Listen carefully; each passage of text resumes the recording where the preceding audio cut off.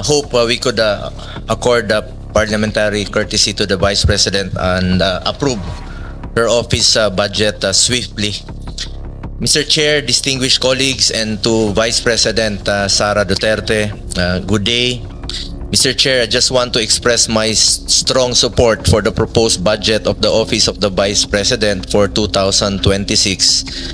As a proud Dabawenyo, I have witnessed firsthand the remarkable work of the Vice President when she was still the Mayor of Davao City and when she became Vice President, and I sincerely believe Vice President Duterte's initiatives have been instrumental in helping this government uplift lives and promote the welfare of all Filipinos. For severely wasted students, alam natin almost 20% of our students are malnourished. So to date, there are about 16,000 students that were fed by the Pansarap project. Another project that I find notable is the Kalusugan food truck, in which the OVP is also helping evacuees, yung mga tinamaan ng mga kababayan natin ng salanta, o nasalantang mga kababayan natin. To date, they have already given 6,500 evacuees with feeding program and support. And another program that I find notable, yung RICE program, the Relief for Individuals in Crisis and Emergencies, nagbibigay ng bigas sa mga mahirap nating kababayan. Marami sa ating mga, it's simpleng programa pero napakahalaga dahil marami sa ating mga kababayan, lalo na yung mga nasa malalayong lugar, pumapasok ng eskwelahan ng gutom at hindi sila natututo. To date, 197,000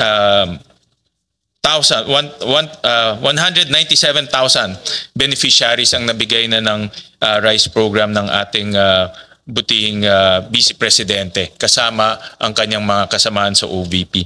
Alam ko marami pang mga programa pero ito yung mga programa na para sa akin ay may kaugnayan sa edukasyon at ang edukasyon ay isa sa mga mahalaga na advokasya natin at ang ating Vice President bilang dating kalihim ng Department of Education, alam niya yung mga pangangailangan ng ating mga mag-aaral at mga estudyante. So I support all of these programs. So with that, we'll open the floor for manifestations. We'll start off with Senator Erwin Tulfo, who was here ahead of time. Thank you, Mr. Chair. My question now is, I noticed that from 942 million, binawasan po ito in-slash ng 902.8 million na lamang, nawala po yung 39.143 million.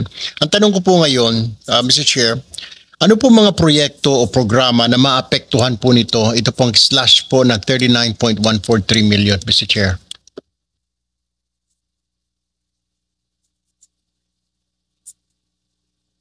Mr. Chair, may I be recognized? Attorney Sanchez. Thank you, Mr. Chair. Your Honor, the amount that was not considered by the DBM only pertains to ICT equipment. So out of our original request, only a portion of that was included in the NEP. So we will just reprioritize the ICT equipment that we will procure and will work within the budget that was provided in the NEP. So Mr. Chair, nabawasan po ito parang para sa ICT po ninyo. So saan ho na manggagaling ngayon yung kailangan ninyong purchase for this purpose, Mr. Chair? As mentioned, Mr. Chair, we will just review our requirements and prioritize based on the urgency of the ICT equipment that we need to procure.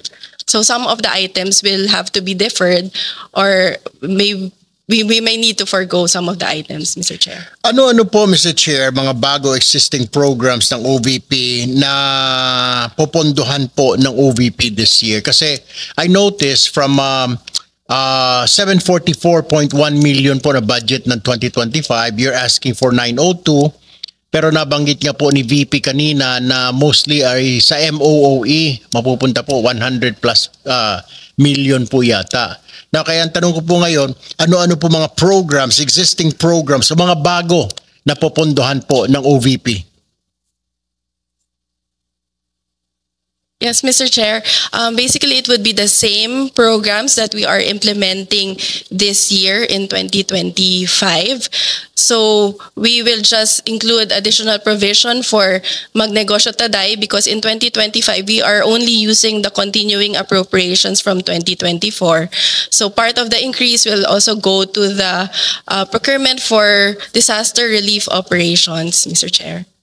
All right, Mr. Chair, and notice also, ongoing po ba ito, Mr. Chair, itong OVP program and activities, ito pong Al Janaza Kit Assistance, tsaka Sympathy Flower Program, is this ongoing or is this new program of the OVP? It's part of our ongoing programs, Mr. Chair. It used to be part of our medical and burial assistance program, but we are running it as a separate program now because instead of giving monetary grants, we provide a kit, Al Janaza kit, Mr. Chair. Mr. Chair, I just noticed, kasi po, like I have an office at Zamba Sultan, Zamboanga City.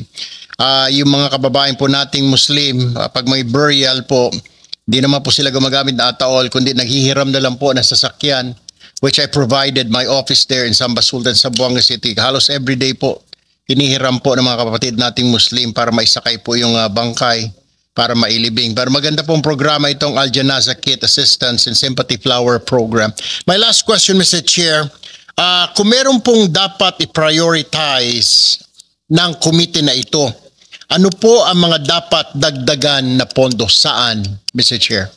Ms. Sanchez, before you respond, let me recognize the presence of our Majority Leader, Senator Zubiri. Yes, Mr. Chair, that would be the disaster relief operations. Since that is the second highest requested but assistance from the Office of the Vice President after the medical and burial assistance. That's all from me, Mr. Chair. Thank you po. Thank you, Senator Tulfo. Next will be Senator Go. Mr. Chairman, Yes. before we recognize the other members of the Senate, I know many of you just want to make manifestations. We have parliamentary courtesy here when usually in my how many budgets that I've handled, I've been to almost 23 budgets already. Pag bisita po ng Office of the Vice President and President, we give them parliamentary courtesy and usually their budgets, and in this case, the budget of the Vice President is already a lean and mean budget. Hindi, wala na pong dagdag, kawawa nga, di ba po, Mr. President? So maybe we can afford them the courtesy that we can approve the budget. Of course, after the manifestations on the part of the leadership of the Senate, we'd like to extend that courtesy to the Office of the Vice President. Yes, Mr. Chair, also on Mr. the part Chair. of the minority, we also Senator Marcos would like to be associated with the motion of the majority leader. Senator Marcos. That was my question, Mr. Chair. Is that a motion that we therefore endorse the budget of the Vice President from the subcommittee to the Mother Committee of Finance? Well, let's give the members an opportunity to give their manifestations. No, That's fine, All right. but may I make that motion and hold it in abeyance Yes. until everyone has You can do it at the end. Thank after you. the manifestations. Mr. Chair, before I have to attend to a caucus upstairs, I would just like to manifest that I support po the budget of the OVP. As a matter of fact, kung po pwede po sana pag-aralan natin, review, yung binawas po na 39 million, baka pwede pong ibalik ulit. Because maganda naman po yung mga programa na ilatag po ng OVP. Thank you, Mr. Chair. Thank you, Senator Tulfo. Next is Senator Go. Salamat, Mr. Chair. I also hope we could accord parliamentary courtesy to the Vice President and approve her office budget swiftly. Mr. Chair, distinguished colleagues, and to Vice President Sara Duterte, good day. Mr. Chair, I just want to express my strong support for the proposed budget of the Office of the Vice President for 2026. As a proud Dabawenyo, I have witnessed firsthand the remarkable work of the Vice President when she was still the mayor of Davao City and when she became Vice President, and I sincerely believe Vice President Duterte's initiatives have been instrumental in helping this government uplift lives and promote the welfare of all Filipinos. Tiwala po ako sa ating Vice Presidente at sigurado po ako na nagagamit po ang pondo ng bayan sa tama. Sa totoo lamang po, matagal po ako nagtrabaho kay former President Duterte at naabutan ko po nung siya po ay naging Vice Mayor ng Davao, si Vice President Sara. Kung stricto po si dating Mayor, dating Pangulong Duterte sa panggobyerno, mas stricto po si VP Sara. At alam ko pong magagamit talaga ang pondo para sa pantulong sa ating mga kababayan kesa naman po napupunta lang sa flood control, naggatasan po ng ilang mapagsamantala.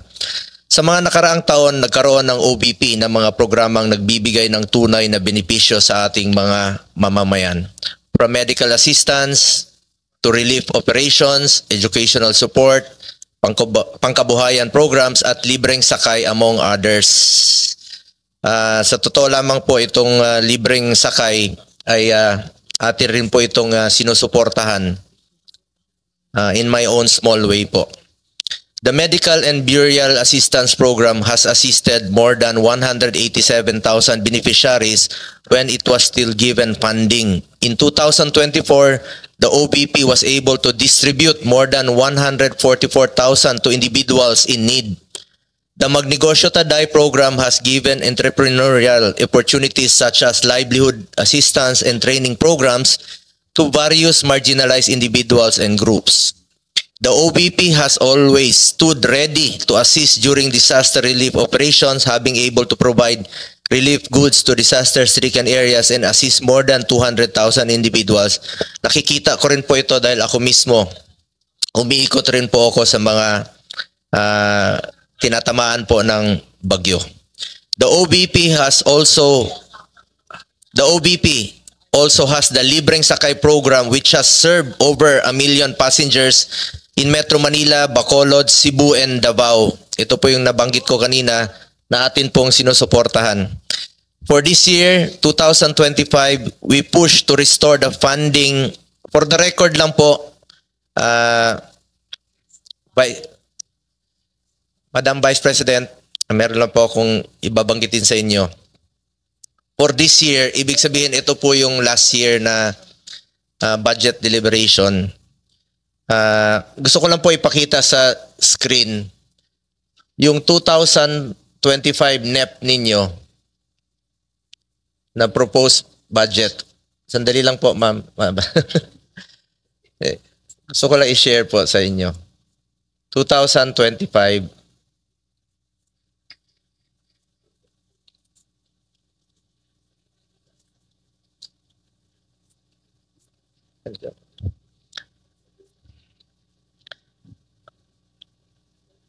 Hindi, yung 2000 NEP. Sana yan. Ayun. Yung 2025 na NEP ninyo, yun po yung proposed budget ninyo for this year sa 2025. Pagdating po rito, after the GAB, ibig sabihin, after dumaan po sa lower house, ginawa pong 733 million. So ibig po sabihin na nabawasan po pagdating dito sa Senado. Ito po yung sa 2025. We push to restore the funding for socio-economic programs of the OBP, which was cut by the lower house. Dahil alam natin na malaking tulong po ito sa mahalagang programa po ng OBP na may direktang benepisyo sa ating mga kababayan. From the proposed 2 billion in the NEP, the OBP only received 733 million in the 2025 GAA. Hindi po napondohan at binawasan po ang pondo sa mga programa na pangtulong po sa ating mga kababayan. In fact, I wrote a letter to then Finance Chair Senator Grace po to restore funding for the OBP. Nakakalungkot lang po na hindi ito napagbigyan. Majority rules dito at minsan po ay small bycam po ang nagdi-decide. Marami po sanang matutulungan ito kung na-approve po itong budget. Ma'am, ayan po yung sulat ko for yung last year po. Sa totoo lang po, inihalal po ang Vice President hindi lamang para umupo sa pwesto at maging spare tire. Inihalal po siya para maging working Vice President para maglingkod at tumugon sa pangangailangan ng ating mga kababayan. That is why for next year, I urge the Senate to support the budget of the OVP in full. Napakaliit po ng increase. 1% lang po. Pero alam naman natin na marami pong matutulungan. Kung pwede lang po, Mr. Chair, kung allowed po ito, bawasan po ang budget ko sa opisina sa Senado. Kahit konti, ilagay na lang po sa OVP.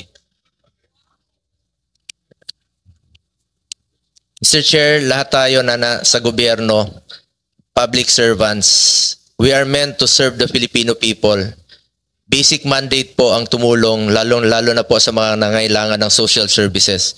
Nakikita ko po yan, mahaba po ang pila sa kanyang mga satellite office. We must further empower and help BP's office to respond to the needs of the Filipino people, especially the marginalized sector. Muli, nais ko pong ipahayag ang aking suporta para sa budget ng OVP.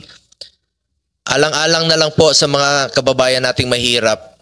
Let's support her to be a working Vice President. Maraming salamat po. Maraming salamat, Senator Go. Next is Senator Marcos. Yes, karangalan at ligaya ko na makasama sa ibang mga project na ito. Kaya alam ko na talagang magaganda at tulong sa ating mga mamamayan ang ginagawa ng OVP. Bilyon-bilyon ang naririnig nating na hinahatid na tinatawag na basura doon sa flood control.